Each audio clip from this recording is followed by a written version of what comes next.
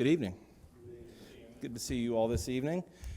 This last Thursday night, early Friday, Hurricane Helene ripped a line through the southeastern United States from the Big Bend region of Florida up to Georgia and the Carolinas. In the lead-up, experts warned that this storm would probably be a Category 4 hurricane when it made landfall, and because of that, locals along the coast prepared for potentially harsh conditions. But nothing can really prepare you for what we've seen in the aftermath of this storm. The last I checked, at least 65 are dead from what happened during the storm and following. We saw the destruction of homes and roadways. Millions of dollars in damages done. Towns underwater. I read that almost 1 million people are without power, and that is just in the state of South Carolina. Our state wasn't left unscathed. We saw Tennesseans in the eastern part of our state face different kinds of dangers, flooding, saw pictures and videos of boats saving hospital patients from the flood while others waited on the roof for helicopters to carry them to safety. Just an amazing scene as we watch. Natural disasters happen in the world around us. We aren't strangers to them, especially not here. We remember the storms of early March 2020 that affected our community in a major way, and these things stick with us for a long time. But the loss isn't always so spectacular as the things that we've seen this weekend. On any given day, a car wreck, a workplace incident, any number of freak accidents could happen and really change people's lives forever. Just this morning, Brother John spoke about depression and the struggles that people face around us every day. And events like this weekend, the hurricane, it can lead to suffering and stress that will last for decades to come. We need support and guidance when it comes to things like this for how to deal with the pain that the world gives us. But tonight we aren't going to focus on the question of how, but I want to ask the question of why. You've often heard the question posed like this: why do bad things happen to good people? And as far as I can tell, that question is about as old as time itself. Wherever people have settled, life has begged certain questions. People everywhere have asked questions like, where did I come from? Why am I here? Where am I going? Life just leads to these things. But then when bad things occur in the course of life, it's human nature to want a reason for that. Why me? How could this happen? Why is this happening in my life? Philosophers and theologians have debated this forever, essentially, as long as the world has been around. It's called the problem of evil, pain, and suffering. You know, within certain worldviews, this problem is really a non-starter. It's not a problem given your worldview. If you have an evolutionary worldview, well, that means we live in a world of random chaos. Suffering is just another roll of the dice, and your pain is really meaningless because everything in life is meaningless because it's all here by happenstance. So it's really not a problem with an evolutionary worldview. Well, what about an atheistic worldview? Why would anyone expect goodness and justice in a universe without a good creator and overseer? If there is no God, then we would expect evil, pain, and suffering to exist. We can see some world religions, especially in the East, that see pain and suffering as a feature, not a bug, of the nature of their pagan, cruel gods. But Christianity really feels this problem, I think, more heavily than any other worldview because we believe and know that the world is under the sovereignty of a good, loving, just, all-powerful, and all-knowing God. So why would God allow these things to happen to people who love Him? People who serve Him, people who worship Him in the way that He wants them to? Why does God let this happen? It's a biblical question in a certain sense.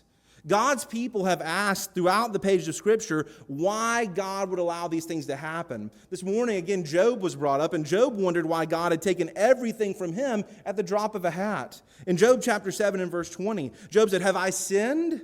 What have I done to you, O watcher of men? Why have you set me as your target so that I am a burden to myself?" Job wanted to know why this was happening. I think of Asaph in the Psalms. Asaph almost despaired to the point of sin when he saw that the wicked prospered. In Psalm 73, starting in verse 11, and they say, how does God know? And is there knowledge in the Most High? Behold, these are the ungodly who are always at ease. They increase in riches. For all day long I have been plagued and chastened every morning. Live life long enough, and you will join these men in asking the exact same question. Why me? Why this suffering? I've asked the question. I pray that you haven't, but the day will likely come where you will find yourself without warning in a deep well of suffering with really no answers. This is often taught about. This is definitely not the first sermon you've heard on this, often preached about, but yet the question remains. Why? Let's think about that question tonight and try to give it a biblical context. I don't claim to have a better or novel answer to a thousands-year-old question, but I hope that it'll give us a foundation to better reckon with the reality of the struggles that we all share, the things that we all go through in life. First, a couple of observations.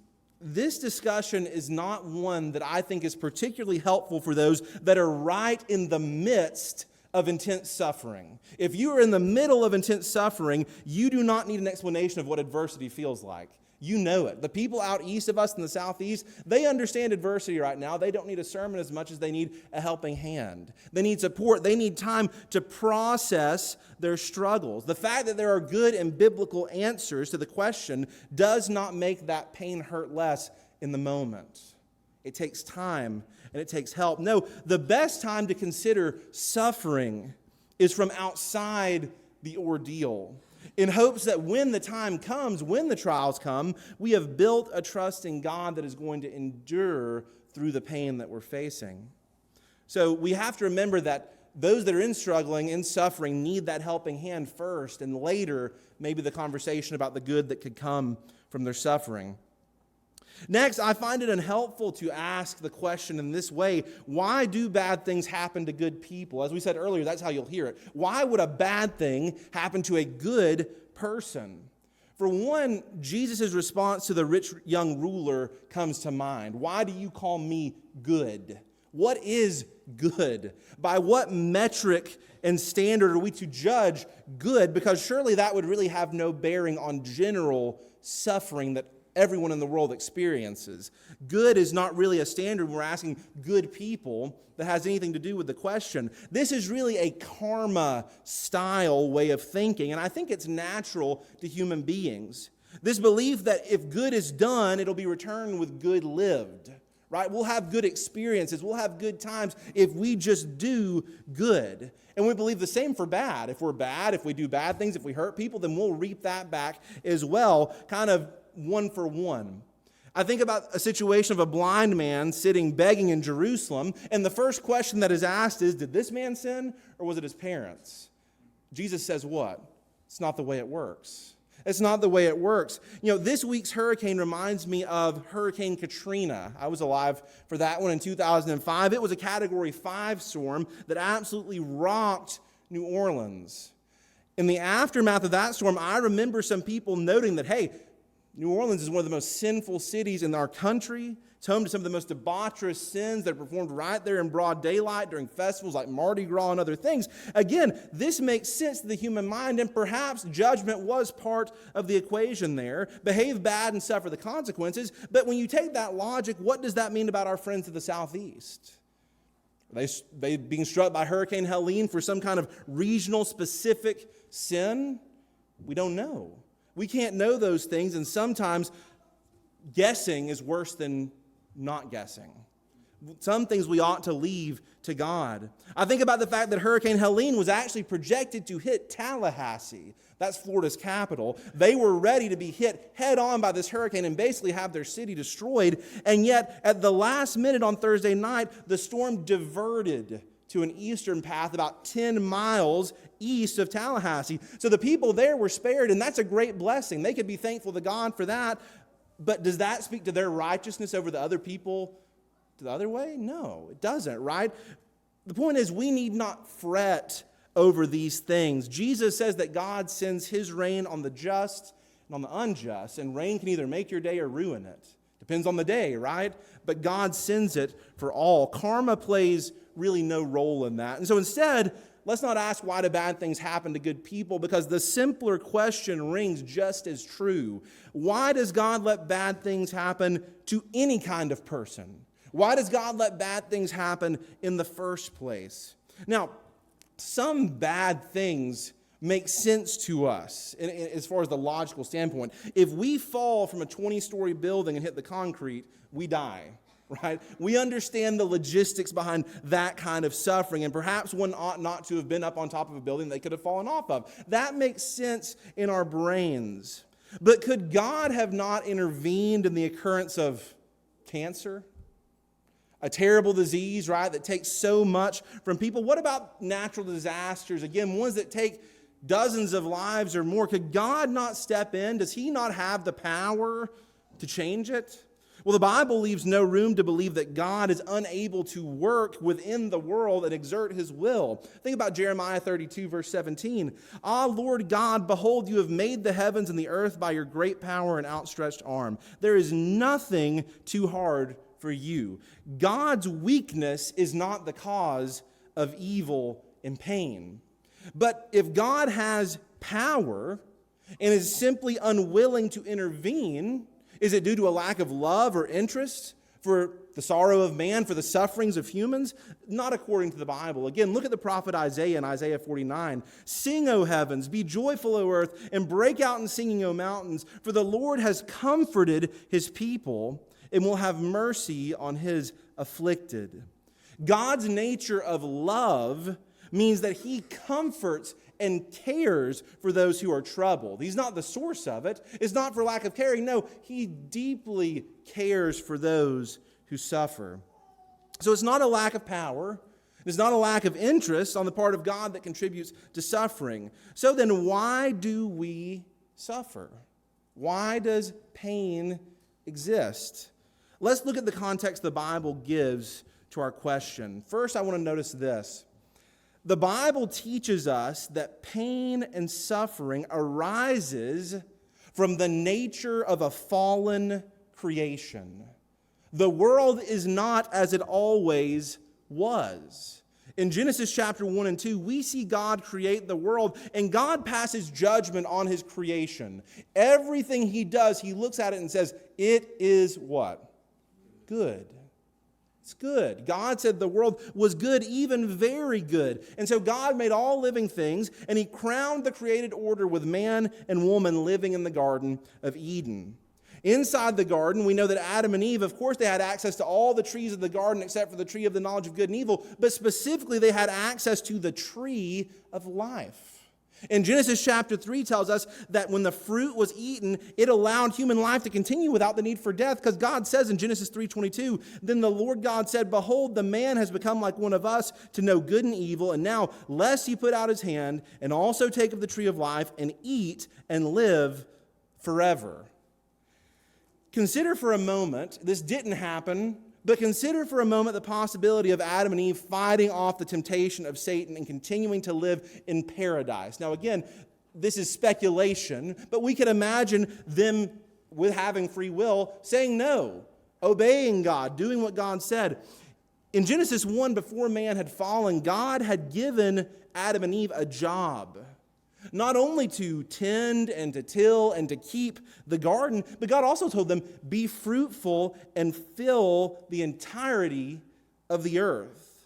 Now think about that. Before they ever fell, God said, my plan is that you all are going to populate the entire earth. It's interesting, right? One could almost imagine an entire earth filled with sinless humanity, and perhaps maybe in your life you would make a pilgrimage to that garden where the original ancestors lived, and you would talk to them and perhaps partake of the tree of life yourself. Again, speculation, but you could imagine a world where that happens. And this appears at a glance to be the created intention of the world as God made it. God provided life and life eternal if one lived under his will. So what happened? Did God renege on his promises? Did God fail in his created intent? Not at all. God didn't fail. Instead, it was sin.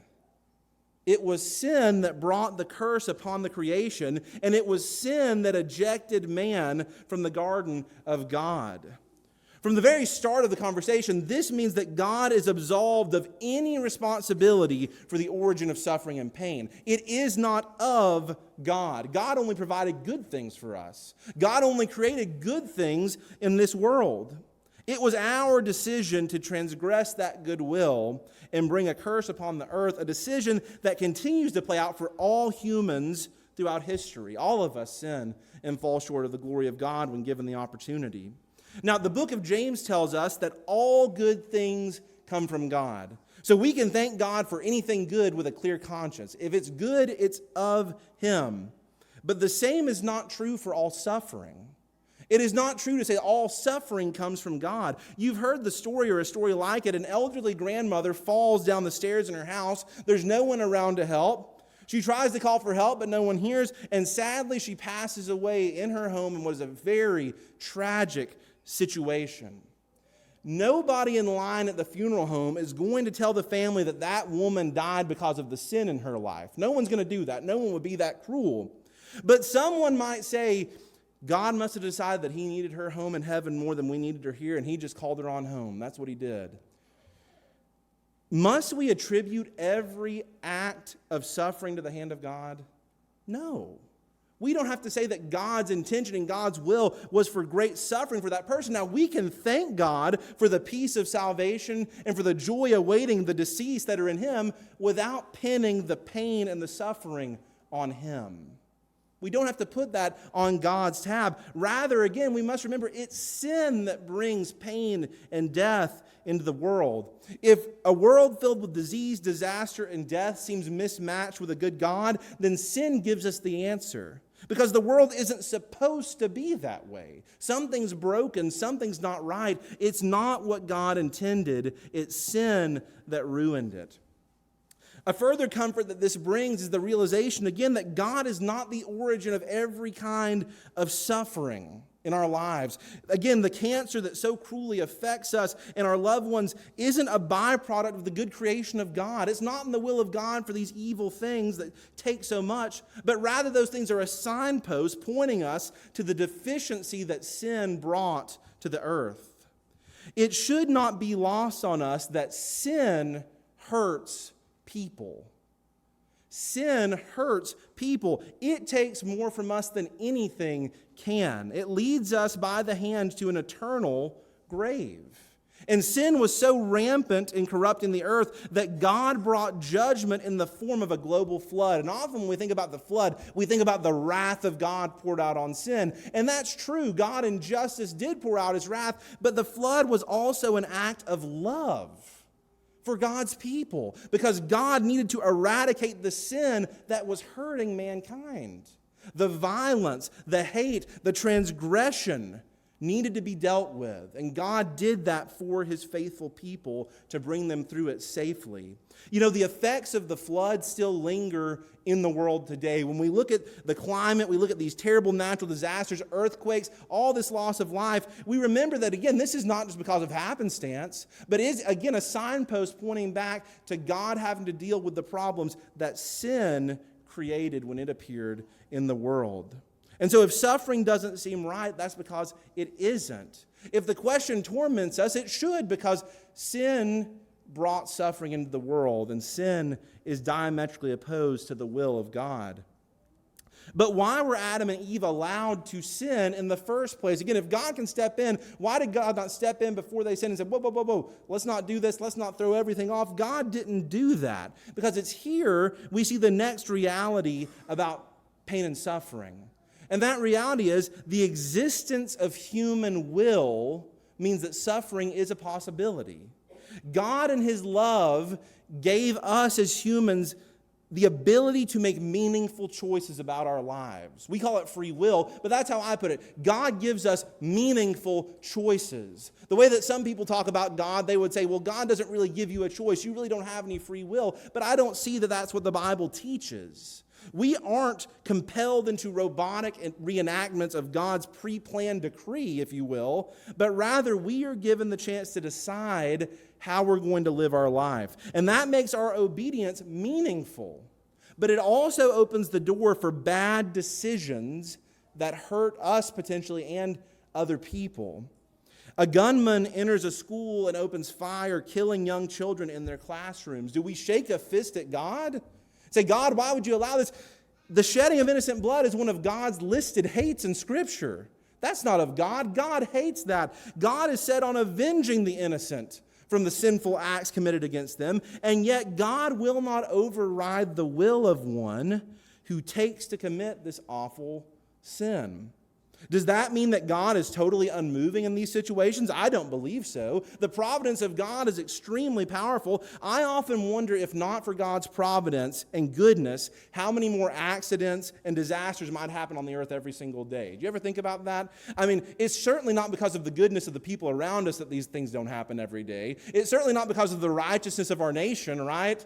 Who knows what the will of God and the providence of God prevents in our suffering day to day. But God's grace goes even further than this, because what the Bible teaches us is that even with the pain arising from sin against God's will, God can use even suffering to accomplish good in our lives by His grace. We all remember the story of Joseph, the trials that he went through. I mean, he really hit the bottom of the barrel before it was all said and done. It was the sin of hate that put Joseph in a pit, into slavery, and in prison. But Joseph had the perspective to see God's hand purposing his suffering for the good of all people. In Genesis chapter 50 and verse 20, he said, "But as for you, you meant evil against me, but God meant it for good, in order to bring it about as it is this day, to save many people alive." God is sovereign. Why allow disease and loss as He did in Job's case? That story and ones like Joseph show us that God may allow trials not to punish us, but to help us. God might bring us to peace or patience or strength or maybe a needed testing period through that suffering used for our good. But it's also important to remember that, with all these other things about suffering, about God using it, about the origin of it in sin and the world not being that way, we have to remember for today the role of evil in suffering. Evil causing suffering. That is to say, beyond human free will, there exists forces of supernatural evil in the world that want to exert their will on mankind to lead to their suffering. Now, you may say that sounds crazy, but I think about Paul speaking to Timothy and warning him about doctrines of demons, for instance, right? Teachings from hell. Well, why would hell be putting out teaching? Because they're trying to trap people. Evil wants human suffering both now and in eternity. We often use 1 Peter 5 to talk about Satan's temptation ability in our Christian lives. But notice the larger context of 1 Peter 5. Be sober, be vigilant, because your adversary, the devil, walks about like a roaring lion, seeking whom he may devour. We're familiar with that. Resist him steadfast in the faith, knowing that the same sufferings are experienced by your brotherhood in the world. Satan, we don't just attribute temptation to him, but rather in the days of the early church, the implication seems to be that Satan's hand was involved in the suffering of the early Christians in the hands of the Jews and later Rome. We can see the same thing in Satan's role with Judas's betrayal of Jesus. Satan entered him. He went and did this. Satan is involved and has nothing but evil intentions. You probably don't need me to tell you this, but the devil is not your friend. He does not mean well for you. He doesn't want good things for you in any case. I'm not claiming that Satan is actually putting disease or loss in your path, but I firmly believe that the world is full of enemies of Christ, those who John would say are of the devil like Cain, that cause suffering for people while their master Satan prowls around. There are people doing the will of the devil. They're hurting others with their actions. And we have to be on the lookout for that. But even so, we're not left hopeless when it comes to evil in the world. Jesus reminds us in the model prayer to ask God for deliverance from evil. and from the one who wants our eternal destruction. I believe that God can provide that relief if he taught us to pray that way. God can protect us, and we should not hesitate to ask him for that protection. Why do bad things happen? For one, on account of the fallen nature of the world, as we've seen. Two, because God in love has given us meaningful decisions and free will that we can use to hurt other people. Because spiritual evil makes attempts at our lives and our well-being, and by the grace of God, because God has deemed to use pain and death for our good. I believe that these are some of the Bible's answers, and much more could be said. And the well runs really deep on this matter. You can dig deep into the Bible and find lots of examples of suffering and people working through that and crying out to God. You have accounts like Job, where Job wants to have a trial before God. He wants to speak, and God never really gives Job a straightforward answer for why he suffered. Instead, God just shows Job the might of his creation and says, "Who are you to question? You don't know everything, Job." And Job has to learn that, and at the end of the day, Job praises God, who blesses him greatly. There's lots of things that we can look at with this. But as we stand here today, we know that God remains just and good, even in the midst of the worst pain imaginable.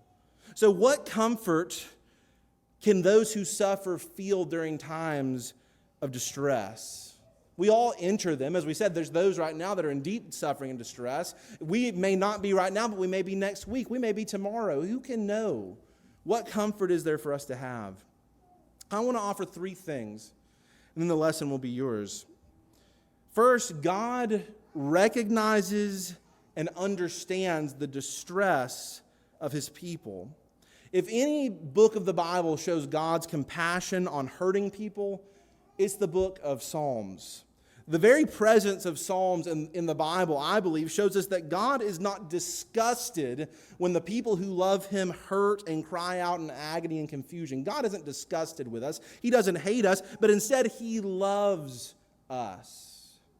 He sees where we are, and he extends grace even in our weakness.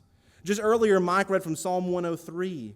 For as the heavens are high above the earth, so great is his mercy toward those who fear him. As far as the east is from the west, so far has he removed our transgressions from us. As a father pities his children, so the Lord pities those who fear him.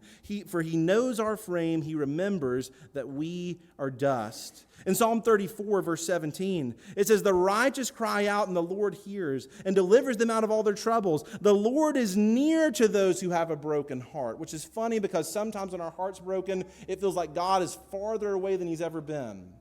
But the Lord is near to those who have a broken heart and saves such as have a contrite spirit. I think if we believed this, the comfort would know no bounds. God is not looking to strike us down for one mistake. He's not looking to eradicate us for our weakness. He loves us. He knows how we are. He knows that we struggle, and he's near to those who have a broken heart. Second, Jesus gives us an answer to the pain problem by suffering for us. We know that God is eternal spirit. And from creation till now, God has existed outside the bounds of nature. What does that mean? That means you can't use a sword to kill God. You can't shoot God with a gun. You can't weaken God with hunger or need. And thus God existed outside the pain and the death of the cursed creation. At least he did until the Word put on flesh. God became man, and in doing so, opted in. We don't opt into pain and suffering. It happens from birth, right? We come out, the doctor spanks us, and it only goes downhill from there. But Jesus opted in.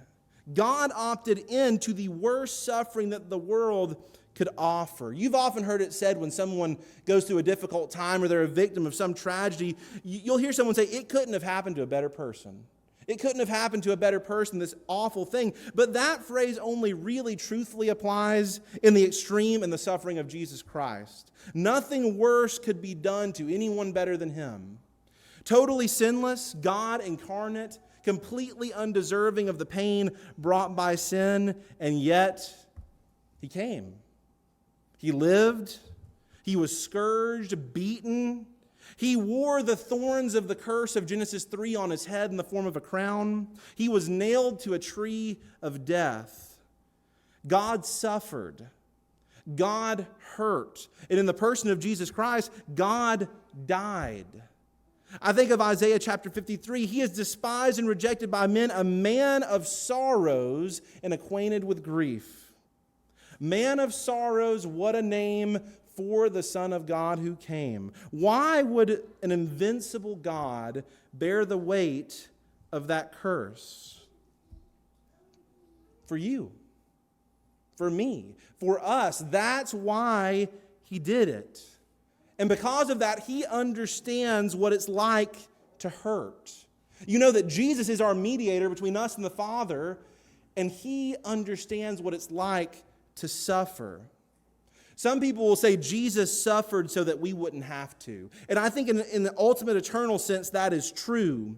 But I think in the present time, it's more helpful to say that Jesus suffered to show us how to suffer with purpose. Because we're all going to suffer. The Christian walk is one that's going to be marked with suffering. But Jesus taught us how to hurt and still give glory to God. We may serve God with a life full of pain and suffering. We may serve God with a cross on our back, but we will not be the first one to do it. And we will never suffer alone because the path has already been set by our forerunner. We're just following in the steps of Jesus. And then finally, the comfort is that God has made provision to do away with evil, pain, and suffering once and for all. The plans have already been set. It's already been done. In Revelation chapter 1, John sees the glorified Jesus in a vision on the Isle of Patmos, and the sight is enough to literally make John hit the ground. In Revelation chapter 1, and when I saw him, I fell at his feet as dead, but he laid his right hand on me, saying to me, do not be afraid. I am the first and the last. I am he who lives and was dead, and behold, I am alive forevermore, and I have the keys of Hades and of death. Jesus died and rose to end the curse of sin forever.